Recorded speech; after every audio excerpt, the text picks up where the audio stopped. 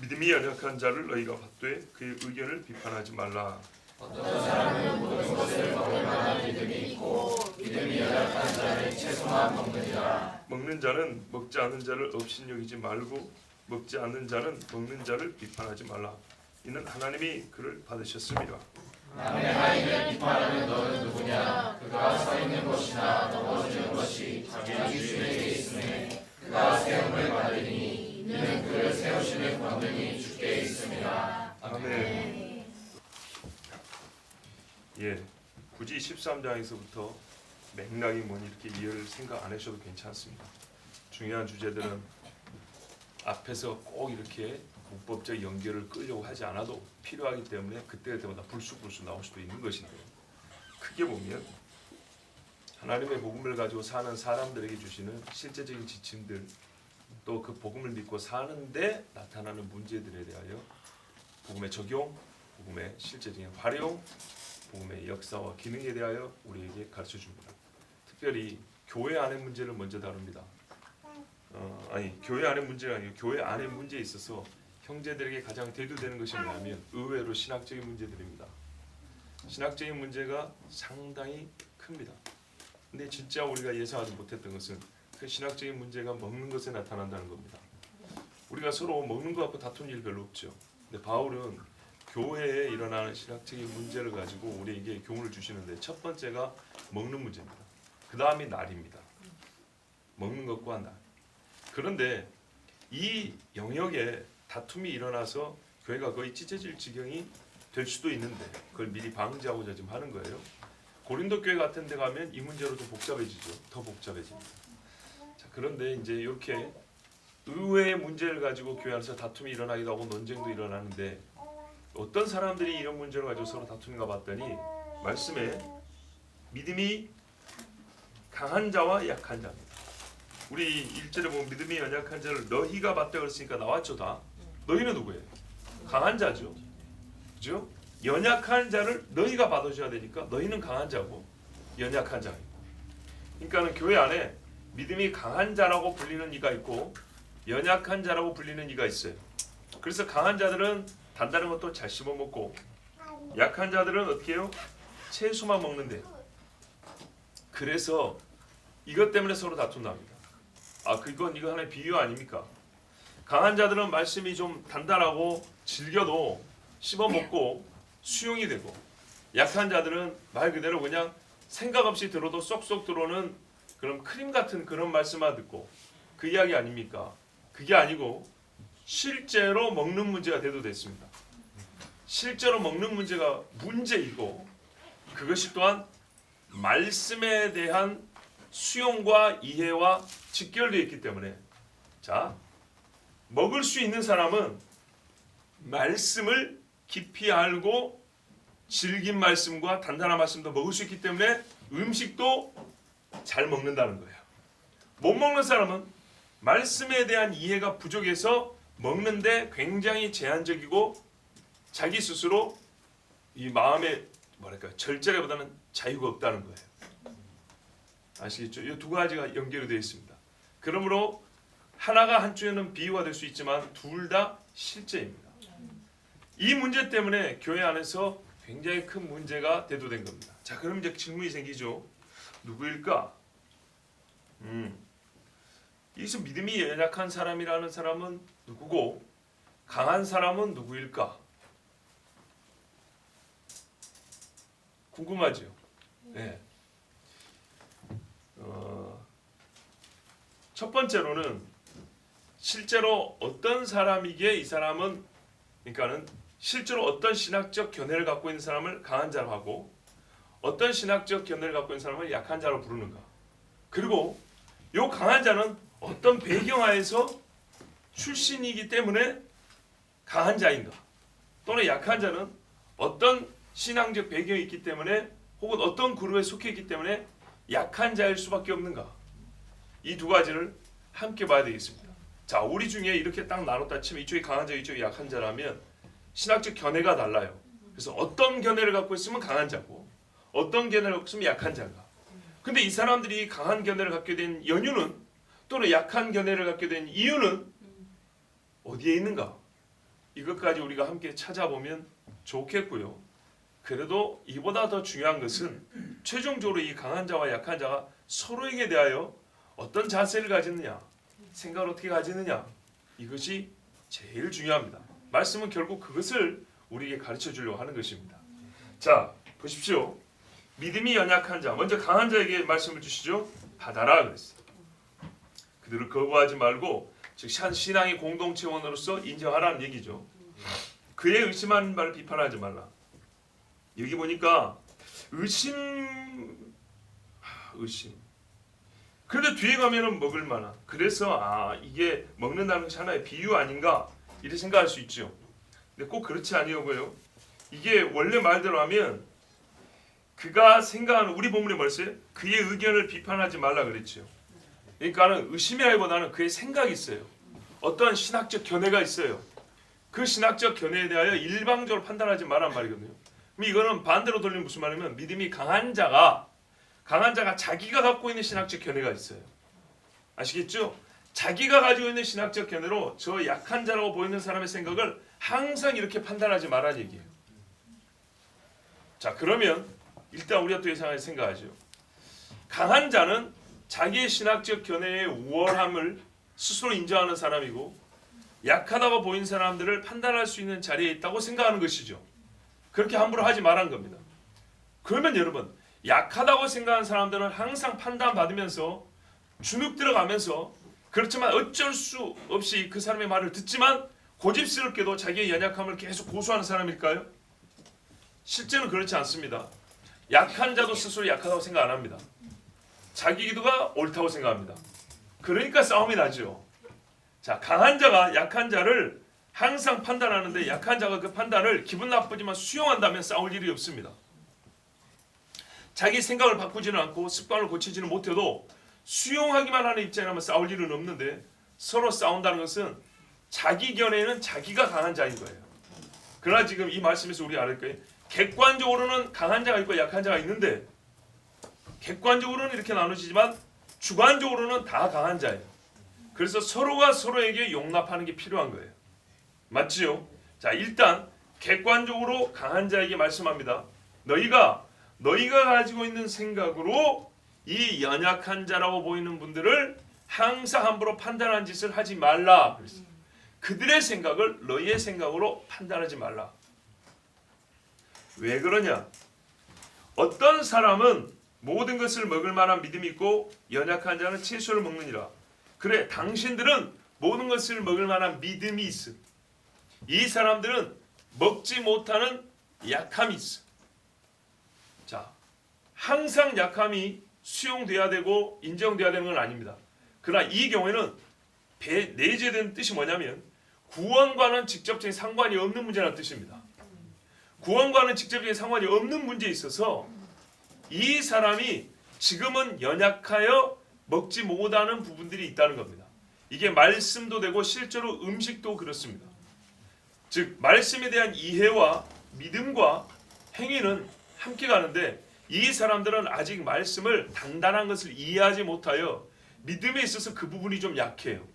그래서 약한데 자기가 현재까지 알고 있는 데에 대해서는 아주 철저한 믿음을 갖고 있어서 먹지 않는 거예요. 한쪽은 말씀의 이해를 깊이 하고 넓게 했어요. 그러고 보니까 먹어도 되는 거예요. 그래서 그 믿음에 따라 자유롭게 먹는 거예요. 그러니까 이 사람들이 볼 때는 이 사람이 어떻게 해요? 아직 말씀을 잘 몰라서 먹으면 안 되는 줄 알고 안 먹는 거 아니에요. 그러니까 아이고 저 믿음 없는 놈들, 저 말씀도 모르는 놈들, 이러지 말라는 겁니다. 기다리면 됩니다. 가르쳐주고 기다리면 되는 문제입니다. 그래서 이 사람들이 현재는 채소만 먹지만 이것은 구원과 직접적인 상관이 있는 문제가 아니기 때문에 함부로 판단하지 말라는 겁니다. 여러분, 구원과 관계된 문제는 어조가 다릅니다. 성경에서. 예수님이 바리새인들한테 좋게 말한 적이 없습니다. 예, 완전히 어조가 달라요. 즉, 이 사람들의 판단과 서로 간의 생각이 어디까지 지나쳤냐면 서로가 서로에게 구원 문제를 의심할 정도로 지나친 거예요. 그러니까 지금 이 경계를 정해주는 겁니다. 거기까지 가면 안 된다고. 인정해. 너는 강하고 이 사람은 약해. 그런데 서로가 보면서 그래서 너는 구원을 못 받았어. 그러므로 너는 구원과 상관없는 믿음을 갖고 있는 거야. 이런 식으로 보면 안 된다는 얘기입니다. 그러므로 연약하라 그랬어요. 믿음이 없다가 아니라 연약하여 이 사람이 채소만 먹으니 그 사람에 대해서는 너희가 받아라, 수용하여 주는 것이 옳다, 이렇게 말씀한 거예요. 자, 그러면 교회 안에 이런 가르침이 필요할 정도로 대립이 있었다는 걸 아시겠죠? 자, 결국 믿음의 크기와 강함의 문제인데 돌출된 사건은 먹는 것이었어요. 믿음의 강함과 크기가 먹는 것에서 나타났어요. 자, 우리가 보통 믿음이 약하다 할 때는 귀신 쫓지를 못한다, 뭐 은사가 좀 적다, 이런 경우에 보통 믿음이 약하다, 기도가 좀 시원찮다, 이럴 때 믿음이 약하다 그러고, 목소리도 좀 크고 아주 강하고 뭐 방언도 그냥 잘하고 그러면 믿음이 크다, 이렇게 말하죠. 그렇죠? 무관하다는 얘기가 아니라 실제적인 문제는 그거보다는 먹는 것에서 더 많이 나타나는 것을 일단 우리가 좀 인정을 하자 이 말입니다. 먹는 거와 비슷한 유사한 사례들이 생각해보면 많습니다. 자, 믿음이 약하다, 있지만은 흠결이 있다는 뜻인데요, 이해가 부족하다는 뜻입니다. 이 말씀에서는 이해의 부족함, 시간 관계상 조금 더 그냥 단도직입적으로 말하면 자유함이 약하다는 겁니다. 믿음으로 말미암아 얻게 되는 자유를 누림이 약하다는 뜻이에요. 그래서 먹어도 되는데 안 먹는 거예요. 그러니까 그 자유가 약하니까 자유를 누리는 사람 입장에서 볼 때는 믿음이 약하게 보이죠. 자, 은사의 유무와 활용의 문제가 아닙니다. 어떤 사람은 믿음이 있어서 먹을 수 있고 어떤 사람은 실제로 먹지 못한 일이 있었습니다. 그러면 이제 여러분 생각이 들 겁니다. 과연 이들은 누군가? 먹는 문제로 이렇게 다툴 사람이 누구지? 같이 이방에서 예수를 믿기 시작한 사람들은 이런 문제로 그렇게 첨예하게 다툴 필요는 없습니다. 그렇죠? 예, 짐작하셨겠지만 추정컨대 한쪽은 유대교적 배경을 가진 그리스도인들입니다. 또 한편은 유대교적 배경을 가졌지만 완전히 넘어선 사람들, 사도 같은 분들, 또는 이방에서 예수를 믿기 시작한 사람들입니다. 이 사람들이 율법을 배우지만 유대교적 배경을 가진 사람과는 다릅니다. 바리새인들 있죠. 바리새인들이 예수님하고 먹는 것 때문에 많이 다퉜죠. 예수님이 믿음이 좋아요? 바리새인 믿음이 좋아요? 예수님이 믿음이 좋은데 엄청 잘 드시죠. 이거 뭐라래요? 세리하고 죄인과도 먹는다 그랬어요. 베드로가 고넬료 집에 처음에 못 갔습니다. 그렇죠? 근데 하나님이 말해 내가 깨끗하게 했으니 가라 그랬어요. 가서 고넬료 집에 복음도 전하고 그 집에 구원이 임한 것도 보고 같이 먹고 마시고 했습니다. 나중에 베드로가 안디옥에 있을 땐가요? 유대에서 온 사람들이 오니까 외식했죠. 바나바와 베드로가 외식했다. 밖에 나가 먹은 게 아니라 안 먹은 것처럼 했다는 겁니다. 왜죠? 먹는 문제가 같은 기독교인 사이에서 굉장히 서로 간에 논란이 될 수 있고 비난의 요소가 됐기 때문입니다. 베드로 같은 사도가 누구 눈치를 본단 말입니까? 그런데 같은 유대인 출신의 그리스도인들이 아직 이 문제에 대하여 자유롭지 못한 사람들이 있었어요. 그래서 그 사람들이 보기에는 베드로가 이방인과 밥을 먹는 것이 시험거리가 되는 거예요. 그러면 베드로는 사도니까 뭐라고 해야 돼요? 피할 게 아니라 가르쳐야죠. 이상하게 생각하지 말라. 이건 하나님이 주신 자유고 이게 복음이다. 이렇게 가르쳐야 되는데 그 당시에 베드로가 거기에 생각을 미치지 못하고 자리를 피해버린 거예요. 그래서 어떻게 됐습니까? 유대에서 온 형제들은 시험을 안 받았을지 모르지만 같이 먹던 이방 형제들은 시험을 받아본 거죠. 바나바도 마찬가지입니다. 바나바는 그 교회 선생이고 목회자 같은 사람인데 야, 이렇게 해서 이방인 형제들이 오히려 사도들로 말미암아 시험을 당하게 됐어요. 이게 바로 먹는 문제입니다. 실제로 먹는 문제이고 먹는 것이 복음에 대한 이해와 직결되어 있었습니다. 베드로가 고넬료 집에 못 갔죠. 오순절 성령까지 받았는데도 불구하고 못 갑니다. 하나님이 몇 번 나타나가지고 가르쳐줘야 3번이나 되어서 그래서 찾아갑니다. 이와 같은 부분입니다. 자, 그러면 베드로가 고넬료 집에 못 가면 구원 못 받습니까? 아니죠. 바로 그 말입니다. 베드로가 바나바가 한 번 그날 외식했다고 해가지고 지옥 갑니까? 그런 말 아니죠. 그 부분에서 흠결이 있는 거예요. 그 부분에서 약한 거예요. 그런데 이런 문제로 해가지고 다투다 보면 서로 어디까지 가냐? 격화되면 너는 쉽게 이단이야 이렇게 나오는 거예요. 너는 믿음도 없는 것들이 교회 다닌다고 하고 있어 이런 소리 나오는 거예요. 우리가 그거 구분하는 게 어렵다 했죠. 믿음이 없어서 죄를 짓는 거냐, 믿음이 있지만 약해서 죄를 짓는 거냐, 이거를 가리는 문제가 쉽지 않습니다. 그런데 또 한편 어렵지 않은 것은 사람이 일관성이 있어요. 믿음대로 살다 한번 실수하는 거하고 믿음 없이 죄를 연거푸 짓는 거는 이게 믿음이 있고 죄를 짓는 건지 믿음이 없어서 죄를 짓는 건지 또 눈에 띄게 되어 있습니다. 하여튼 이리하여서 우리가 이제 알게 됐어요. 아, 믿음이 강한 자라는 것은 그리스도의 복음으로 말미암아 음식 균형에 대하여 크게 제약을 느끼지 않는 사람들. 돼지고기 잘 드시죠? 이사야 65장 66장에 가보면 돼지고기 절대 먹으면 안 돼요. 저가 어릴 때 그래서 몇 년 동안 돼지고기 안 먹었어요. 한 4년 동안. 자, 근데 지금 돼지고기 다 드신단 말이죠. 왜요? 자유하게 됐죠. 그 먹는 것 때문에 우리의 복음에 훼손을 당하지 않아요.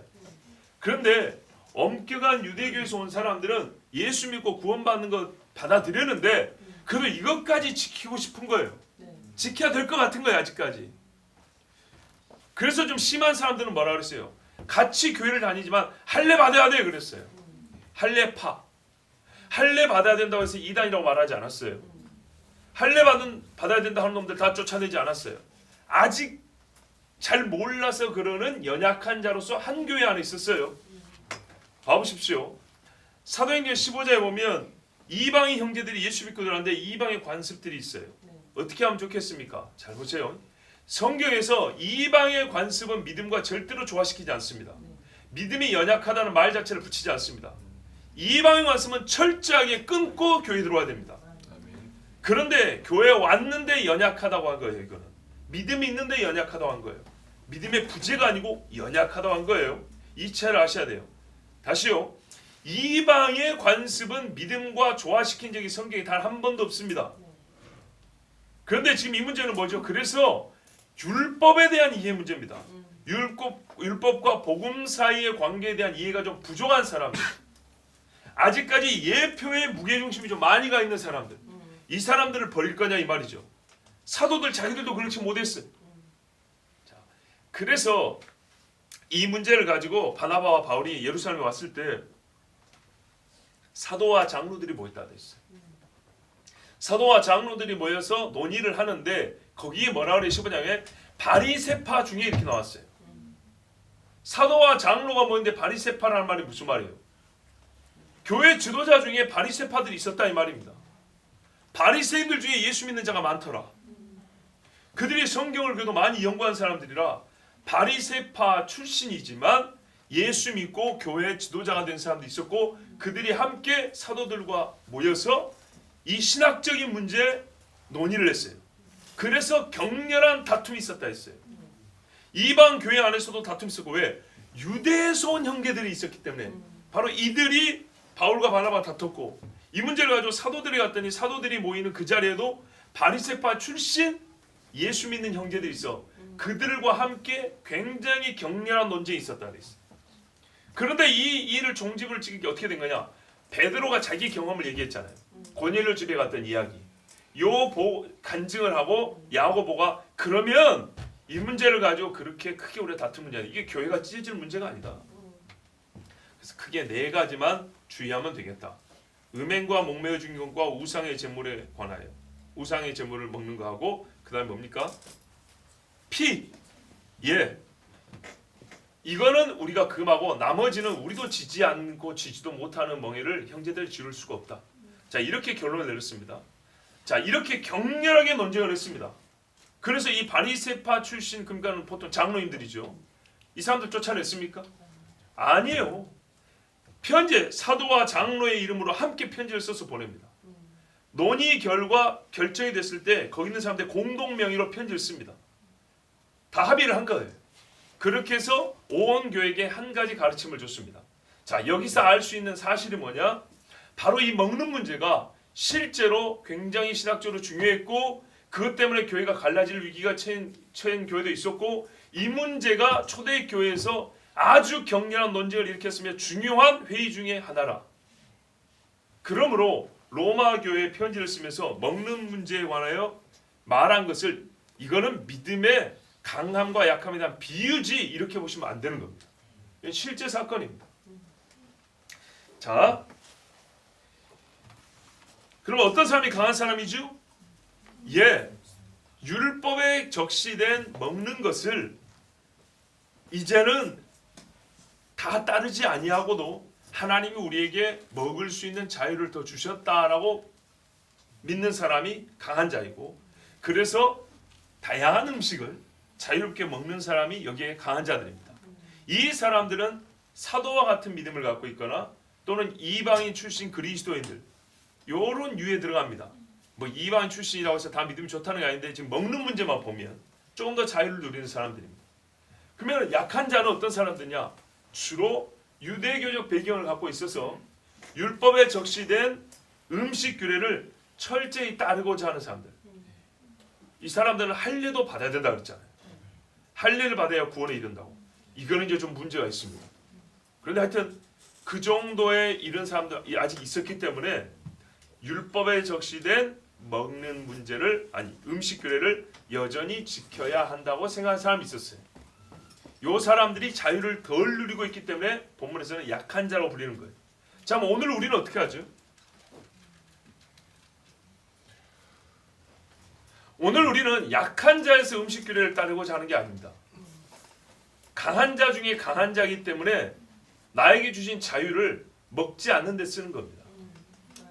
네, 할 수 있고 먹을 수 있는데도 불구하고 다른 형제를 위하여 내가 스스로 절제하는 겁니다. 고린도전서에 나오잖아요. 고기 먹어도 괜찮은데 연약한 자가 시험에 빠질 수 있어요. 그래서 내가 그러면 고기 안 먹겠다. 바울이 그랬단 말이죠. 그런 차원에서 우리는 안 먹는 겁니다. 갈라디아서 5장에 보면 너희에게 준 자유로 육체의 기회를 삼지 마라. 행여 내가 잘못하여 육체의 기회를 삼을까요? 미리 절제하는 겁니다. 그리고 하나님이 주신 규례가 우리 몸에도 유익하고 건강에 도움이 되기 때문에 그렇게 해서 지키는 경우가 있는 것이지, 이거를 안 먹어야 내가 구원을 받는다거나 이걸 안 먹어야 복음의 완성이 된다거나 이런 식으로 해서 안 먹는 그런 게 아닙니다. 자,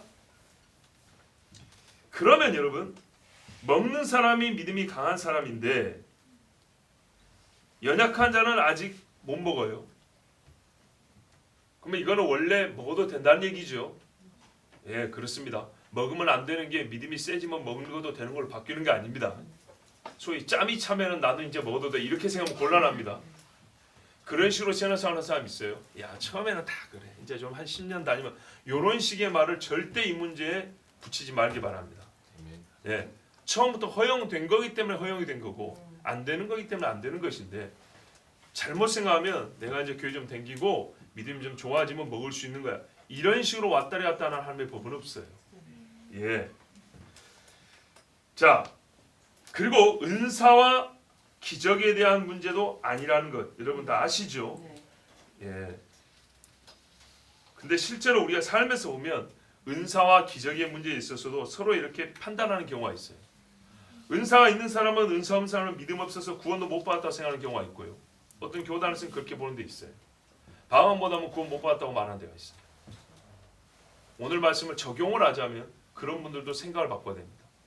또 어떤 사람이 아주 대단한 은사를 가지고 있으면 괜히 의심하는 거예요. 저 좀 광적인 거 아닌가? 저 귀신이 저 장난치는 거 아닌가? 이런 식으로 볼 필요도 없어요. 그런 경우는 바로 티가 납니다. 자, 그러므로 서로 겸손하고 조심하고 관용하는 마음이 있어야겠습니다. 자, 직접적으로 은사 문제는 아니니까 여기까지 뭐 넘어갑니다. 자, 보십시오. 이제 먹는 자는 그럼 어떻게 해야 되냐? 먹지 않는 자를 업신여기지 말고, 믿음이 없다고 함부로 판단하지 말라는 얘기입니다. 업신여긴다. 아주 낮게 보는 거죠. 의외로 네보다 믿음이 좋을 수 있어. 예, 어떤 사람은 진짜 자유를 갖고 있지만 절제한다고 안 먹는 경우도 있어요. 그 사람은 굉장히 믿음이 좋은 겁니다. 먹지 못하는 자는 먹는 자를 판단하지 말라.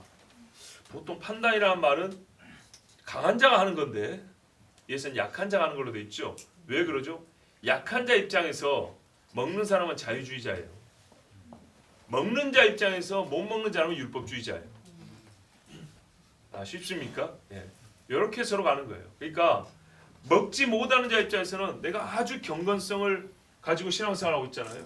근데 저거 봐, 먹는 거 봐, 저 차림새 봐, 저 말벌 봐. 이러면 어떻게 돼요? 대번에 저렇게 자유적인 신앙이 어디 있어? 저건 방주의고, 저는 혼합주의고 이렇게 쉽게 가는 경우가 있어요. 그래서 이쪽에서 판단하는 이유가 더 많아요. 예. 엄격파에서 비엄격파를 판단하는 경우가 많지 비엄격파에서 엄격파를 판단하는 경우는 사실 별로 없어요. 그래서 여기서 3절 이하에서는 강조, 교훈의 강조가 어디냐면 먹지 못하는 자들이 있어요. 의외죠. 여러분 우리가 성경을 굉장히 너무 편하게 봤다는 걸 알 수 있어요. 본문의 요지는요. 둘 다 서로 관용해 줄 걸 말하고 있지만 조금 더 교훈이 훈계가 강하게 주어지는 쪽은 누구요? 엄격파예요. 우리가 보기에는 엄격파가 믿음이 좋은 사람이죠. 근데 본문에서는 엄격파가 믿음이 약한 자로 돼 있어요. 그리고 이 약한 자인데 엄격한 사람들이기 때문에 어떻게 해요? 자유로운 사람을 많이 판단을 해요. 그래서 판단의 죄가 이쪽이 더 많아요. 그래서 하나님께서 바울을 통하여 이 죄를 감화시키려고 지금 말씀을 주는 거예요. 보십시오.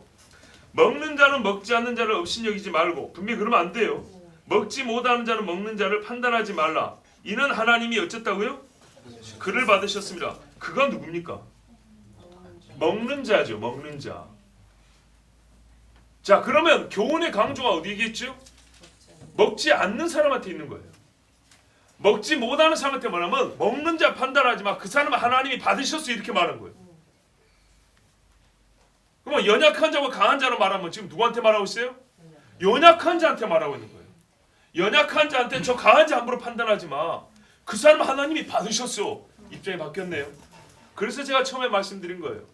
상호 안에는 자기가 강한 자라니까. 객관적으로는 아직 못 먹기 때문에 이 사람이 믿음에 대하여 이해가 부족해요.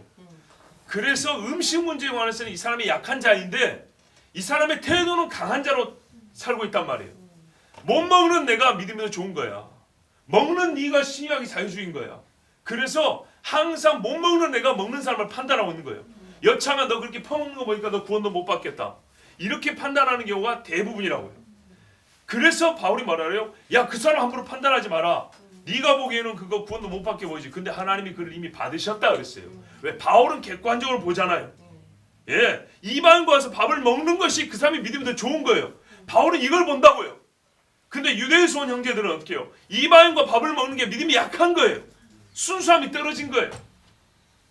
그러나 이방인과 밥을 먹을 수 있는 게 진짜 복음을 받아들인 사람이라고요. 그러니까 못 먹는 사람들이 와서 막 판단하니까 뭐래요? 판단하지 마. 그 사람 네 복음은 달리 하나님이 받은 구원받은 형제야. 어디가 더 주의를 받아야 되냐? 약하지만 스스로는 강하다고 생각하는 못 먹는 사람들이에요. 그래서 이 말을 강조하여 가르쳐주기 위해서 이제 비유를 든 거예요. 이 부분이 비유입니다. 남의 하인을 판단하는 넌 누구냐? 누가 감히 남의 하인을 판단합니까? 남의 하인, 남의 종이잖아요. 그 종의 주권은 누가 갖고 있어요? 주인이 갖고 있죠. 네가 주인이 아니지 않냐. 주인은 따로 있다는 거죠. 그러니까 네가 판단하는 먹는 사람들, 잘 먹는 저 사람, 주인이 하나님이시다. 하나님이 저를 세운다. 자, 이미 세워져 있어요. 왜? 더 강한 자잖아 이 사람이. 먹는 사람이 강한 자이기 때문에 여러분 이해가 되시죠? 객관적으로 강한 자와 약한 자가 있는데 상호간에는 네가 약한 자라니까요. 그게 이게 꼬여 갖고 있는 거예요. 그러니까는 저 사람이 네가 보기에는 약하게 보이지만 이미 하나님의 종이고 하나님께서 저를 반드시 세우실 거다. 약하게 보여도 걱정하지 마라. 반드시 하나님이 세우신다. 그를 세울 능력이 하나님께 있다. 하나님이 능력 있고 하나님이 주인이다. 네가 잘 모르지만 이게 사실이다. 그러니까 네가 감히 주인이 되어서 남의 종을 가타부타 판단하면 안 되는 것처럼 저 사람을 판단하지 마라. 저 사람은 실제로는 네보다 믿음이 좋은 사람이다. 요 말을 하고 있는 겁니다. 우리가 연약이라는 말과 조화시키기 좋은 단어가 있고요. 강함과 서로 짝을 지으면 잘 어울리는 말들이 있어요. 근데 이 말이 지금 서로 꼬여서 쓰이고 있어요.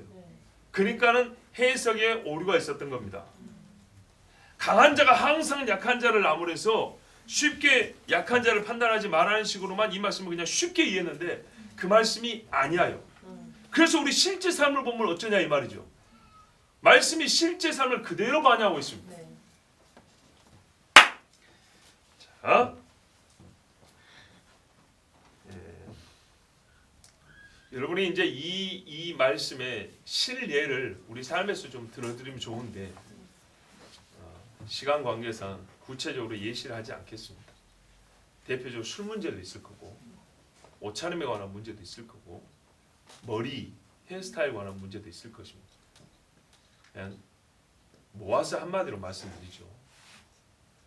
어떤 일은 믿음이 없어서 실제로 아직 못 벗어난 사람이 있습니다. 자기가 압니다. 어떤 일은 내가 믿음이 있어서 자유를 누리는 사람이 있습니다. 그것도 자기가 압니다. 여러분의 양심에 따라 생활하십시오. 그런데 그 다음이 있습니다. 나에게는 자유지만 이 경우에 믿음이 약한 자를 받는다는 게 뭡니까? 그냥 방아주자 이런 겁니까? 아니죠. 성경에서 어때요? 절제하는 겁니다. 믿음이 연약한 자를 봐준다는 것은 그 사람이 믿음의 이해도가 높아지고 깊어질 때까지 내가 할 수 있는 자유를 조금 덜 누리면서 절제하는 겁니다. 여기까지 가야 교회가 성도 안에 서로 사랑이 있고 온전해집니다. 믿음의 온전함이 갖춰집니다. 예를 한번 들어볼까요? 우리가 그 고린도전서 8장에 보면은 우상의 제물 이야기 있습니다. 우상의 제물에 8장 4절부터 보면 그러므로 우상의 제물을 먹는 일에 대하여 자 우상에 바친 제물을 먹습니다. 우리가 우상은 세상에 아무것도 아니며 또한 하나님은 한 분밖에 없는 줄 아노라. 비록 하늘에나 땅에나 신이라 불리는 자가 있어 많은 신과 많은 주가 있으나 그러나 우리에게는 한 하나님 곧 아버지가 계시니 만물이 그에서 났고 우리도 그를 위하여 있고 또한 한 주 예수 그리스도께서 계시니 만물이 그로 말미암고 우리도 그로 말미암아 있느니라. 그러나 이 지식은 자, 이게 지식입니다. 모든 사람이 있는 것은 아니므로 자 정리하면 이런 말입니다. 우상이 아무것도 아닌데 하나님이 우리에게 식용으로 주신 음식물을 거기다 바친다는 겁니다. 그러니까 아무것도 아니기 때문에 그걸 알고 있는 우리는 어쩐다고요? 먹는다 그 말입니다. 네, 먹어요. 그런데 이 지식을 아무나 갖고 있지 않아요. 여기 우상 숭배 많이 하는 뭐 불교나 힌두 쪽 국가에 가면 뭐 집 앞에 뭐 먹을 것 막 놔두고 이런 경우 많이 있잖아요. 배고프면 갖다 그냥 집어 먹는 겁니다. 예수 믿는 사람들은 아무 거리낌이 없어요. 혹시 귀신 달라붙을까 봐 걱정만 안 되면 배고프면 그냥 먹는 겁니다. 괜찮아요. 그런데 이 지식이 아무에게나 있는 것은 아니므로 어쩌라는 거예요? 니는 니대로 나는 나대로? 아니 없는 자를 생각해서 우리가 절제할 게 있다는 거예요. 어떤 이들은 지금까지 우상에 대한 습관이 있어 우상의 제물로 알고 먹는 거로 자 어떤 사람들은 갈등이 좀 있는 거예요.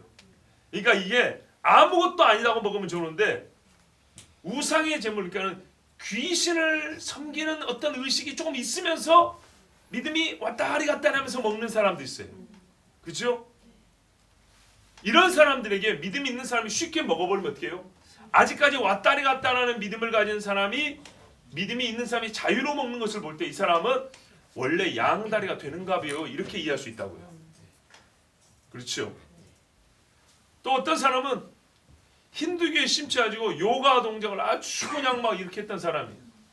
근데 알고 보니까 이게 체조가 아니고 스트레칭이 아니고 뱀신을 받아들이는 종교행위라는 걸 알게 됐어요. 그래서 싹 끊었어요. 근데 우리 교회 어떤 체조 강사가 동작을 하는데 이 사람은 요가를 한 게 아니에요.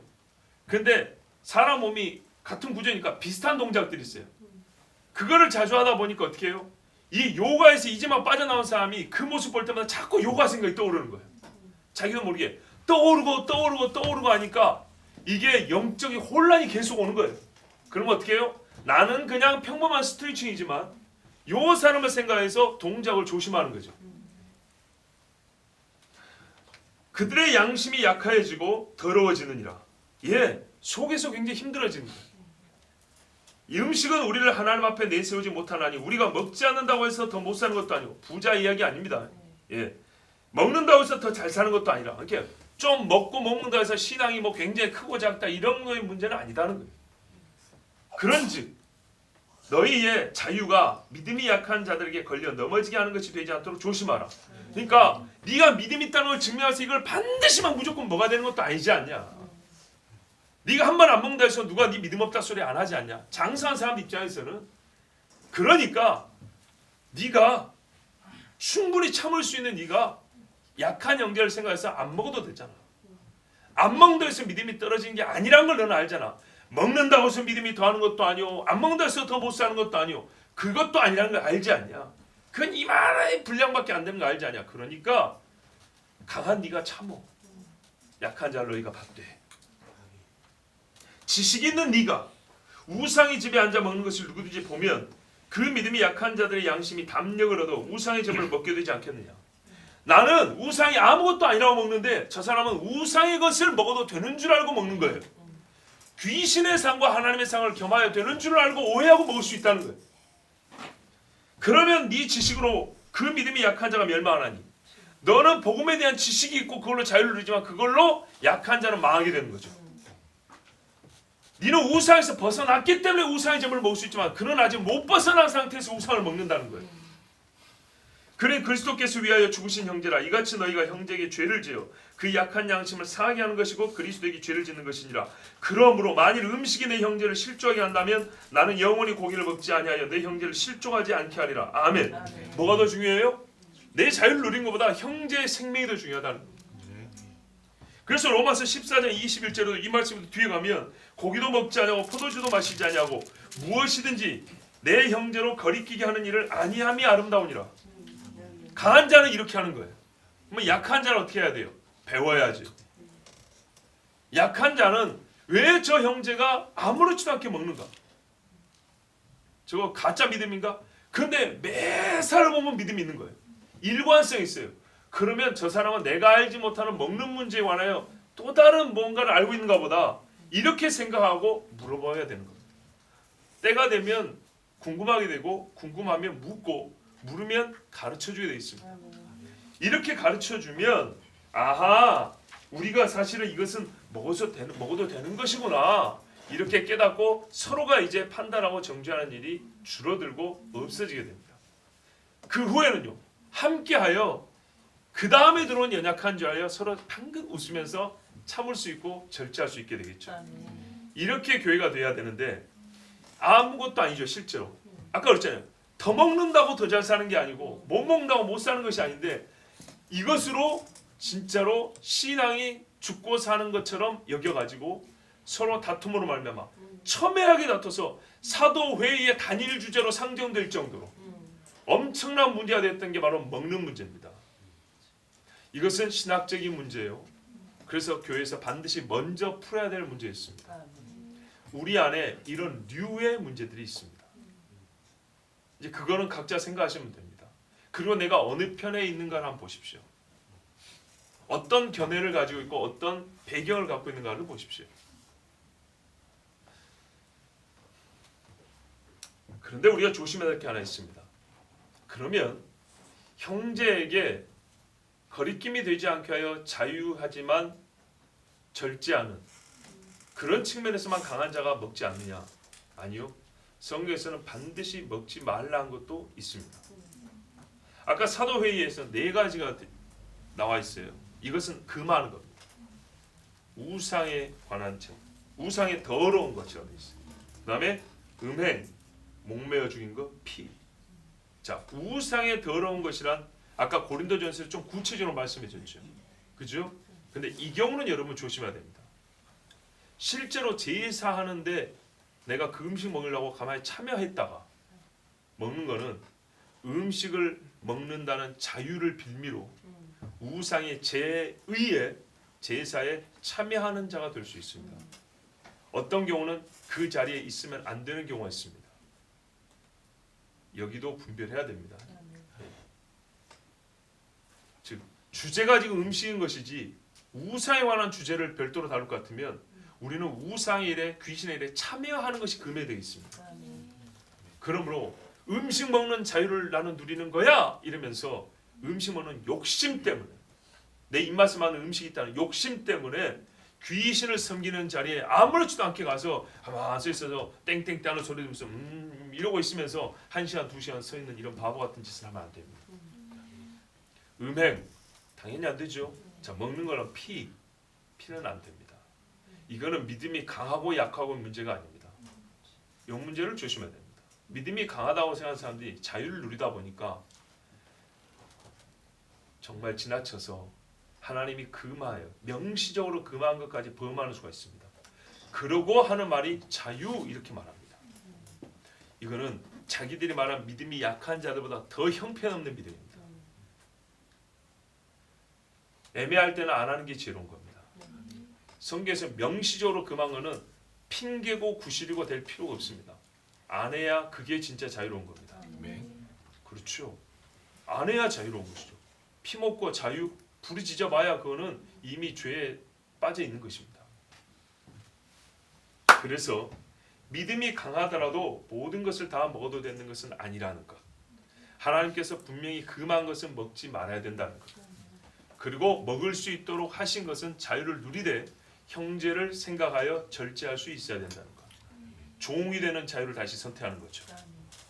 그리고 못 먹는 자의 경우에는 자기의 못 먹음이 그 좁음이 강한 믿음이라고 착각해서는 안 된다는 것.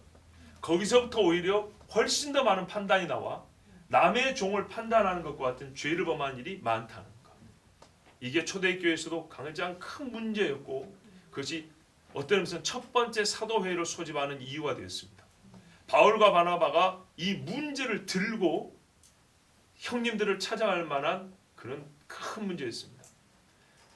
그런데 알고 보니까 그로 말미암아 좋은 결론이 가르쳐지고 교훈이 주어지긴 했지만 처음부터 그 문제는 교회에 없었으면 더 좋았을 뻔한 우리가 말씀에 대한 이해가 부족함으로 생겼던 문제라. 오늘 그런데 우리에게도 이런 문제가 없지 않으므로 사실 2000년이 지난 지금 우리에게도 상당히 유용하고 필요한 말씀이라고 보입니다. 우리 안에 내가 지키는 어떤 것이 있습니다. 그것이 성경에서 명시적으로 금한 거라면 형제에게도 강하게 금지하라고 권할 수 있습니다. 그런데 성경에서 허용한 문제인데 내가 금하여 마치 이거를 성경에서 금한 것처럼 강하게 어필하고 주장하는 것은 오히려 형제를 판단하는 죄가 됩니다. 분명히 잊지 마세요. 성경에서 금한 것에 대해서는 강력해야 됩니다. 그리고 이교의 습관과 성경의 복음과는 절대로 결합시키지 않았다는 것도 명심해야 됩니다. 우리가 지금 말하는 대상은 믿음 안에 있으나 강한 자와 약한 자입니다. 이 사이에서는 이미 믿음이 있다면 별로 크게 중요하지 않은 문제가 믿음 이상으로 중요시 여기고 또는 믿음을 판단하는 정도로 중요시 여겨져서 서로 안에 싸우고 갈라지는 일은 없어야겠습니다. 물론 이 마지막 때는 교묘하게 들어오는 교훈들이 있기 때문에 우리는 지금 원리적으로는 배웠지만 이 말씀을 실제로 사는 데는 아주 뛰어난 통찰력이 필요하고 예민한 분별력도 필요하고 높은 지혜도 있어야 합니다. 그렇기 때문에 그것은 하나님께 구하시되 원리적으로는 우리가 오늘 이 귀한 말씀을 들었으므로 이 말씀이 지식이 되어서 내가 요즘 편으로 자유주의자에 속해서도 안 되고 율법주의자에 속해서도 안 되고 진짜 순수 복음주의자에서 주시는 자유는 누리고 형제를 위하여 때로는 율법주의자보다 더 절제할 수 있는 그런 성숙한 우리 모든 성도님들 되기를 원합니다. 그리하면 교회가 정말로 하나님 보시기에 칭찬 듣고 온전한 믿음을 갖게 됩니다. 여러분 명시되지 않았지만 업신여김과 조롱에 사랑과 존중이 어울리는 말이 아니라는 것을 여러분 다 아십니다. 그 말은 이 말씀의 교훈 이면에는 이 교훈이 심겨진 토양은 말이죠. 형제를 향한 사랑과 존중입니다. 그리스도께서 위하여 죽으신 형제라는 이 인정이 바탕이 되어 있기 때문에 이와 같은 교훈이 있는 것입니다. 그 의식이 약하면 대번에 업신여김과 조롱과 판단이 나옵니다. 우리가 그리스도의 사랑 안에서 함께 자라고 있다는 것을 서로 인정하시고 그런 눈으로 서로 믿음을 세워주는데 힘쓰길 바랍니다. 기도하겠습니다.